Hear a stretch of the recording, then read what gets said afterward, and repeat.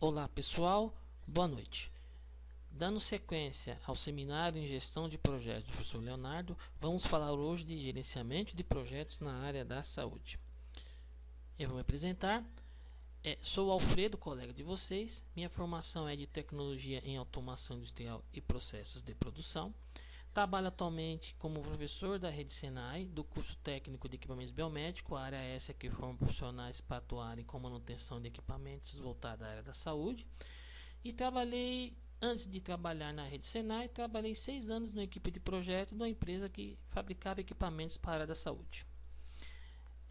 Resolvi falar de gerenciamento com projetos na área da saúde, porque atualmente é uma área nova, onde tem um cenário cada vez mais competitivo, onde há mudanças constantes, principalmente de legislação, ou em função de novas tecnologias, tá?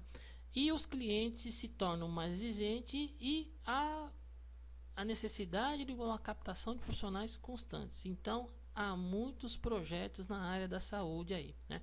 Lembrando que quando falamos de projetos, também vamos falar da gestão da saúde, porque todos os órgãos que trabalham em volta da área da saúde aqui, né, tem que ser geridos de alguma maneira. Então, não podemos esquecer da gestão da saúde, mas hoje vamos falar só de projetos.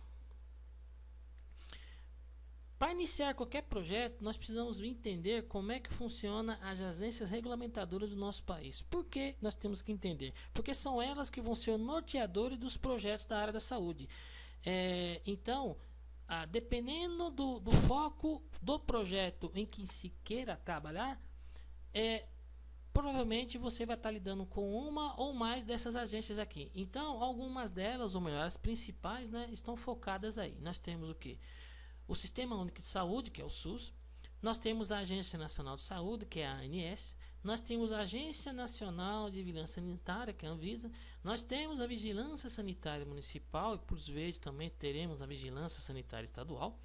Nós temos também as empresas que fazem a acreditação.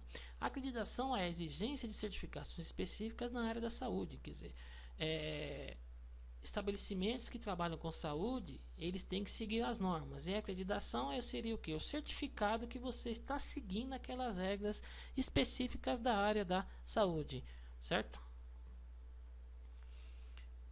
Então, para dar sequência a um projeto na área da saúde, a parte principal é a viabilidade do projeto. Sabemos que todo projeto tem que passar por uma viabilidade inicial, mas na área da saúde ela é primordial, porque se for constatado logo no início do projeto que eu não vou atender alguma exigência de alguma agência regulamentadora ou alguma norma, então esse projeto já é cancelado desde já. Então, tem que se ter um total atenção aos dados de entrada do projeto, onde estão o quê? As premissas, as restrições, o tipo do projeto, qual é o produto final a ser entregue, quais são as normas, regras que envolvem esse projeto. Então tem que ser muito bem detalhado para a gente pegar e verificar se esse projeto pode ser viável ou não, tá? E diferente um pouco dos outros projetos que nós estamos trabalhando, tem que ter um foco especial na análise de risco.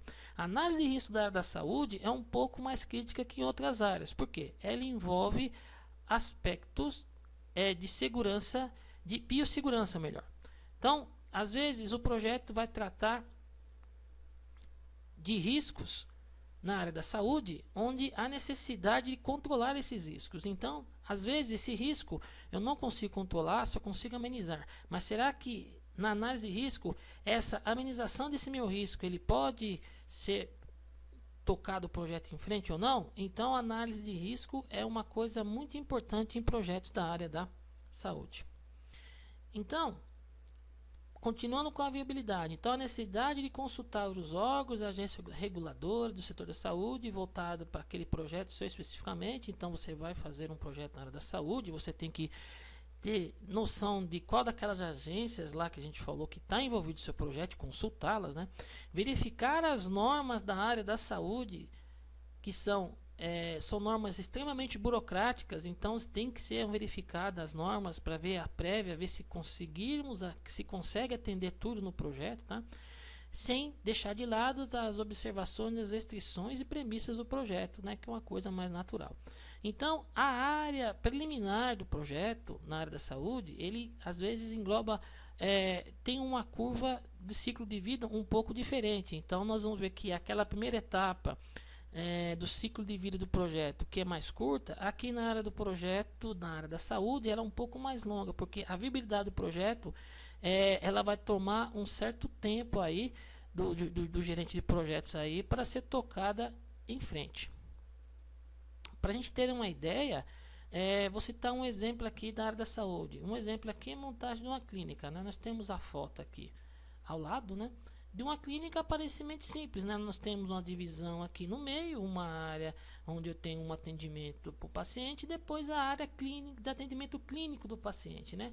Então, a área assim que você olha é extremamente simples, mas para fazer o projeto tocar, nós temos que ver a viabilidade desse espaço aqui. Então, nós temos que contemplar, olha lá, se o ambiente é ergonômico, se propicia condições adequadas de biossegurança, tanto para paciente quanto para profissionais da área da saúde. Então, envolve os dois lados, né? Ao iniciar o projeto, é importante observar as recomendações das normas, se é da ANS, se é da Anvisa, se é da Secretaria de Saúde, dos estados, do município, né? E além das normas sobre acessibilidade e identificações. Então, antes de iniciar esse projeto, há necessidade de consultar todas essas normas, né? Para ver se, cumprindo todas essas normas, há a liberação do alvará de funcionamento para essa clínica. Porque só com esse alvará de funcionamento é que você pode ir no Corpo de Bombeiros, porque ele vai fazer uma vistoria prévia para ver como é que estão os aspectos de biossegurança e acessibilidade. E aí, estando tudo em ordem, você pode começar a tocar o projeto da montagem da clínica odontológica. Então, é uma área extremamente burocrática, onde você tem que conversar, verificar com todas essas agências aí. Às vezes há um conflito de interesse nessas agências, alguma às vezes quer sobrepujar sobre a outra.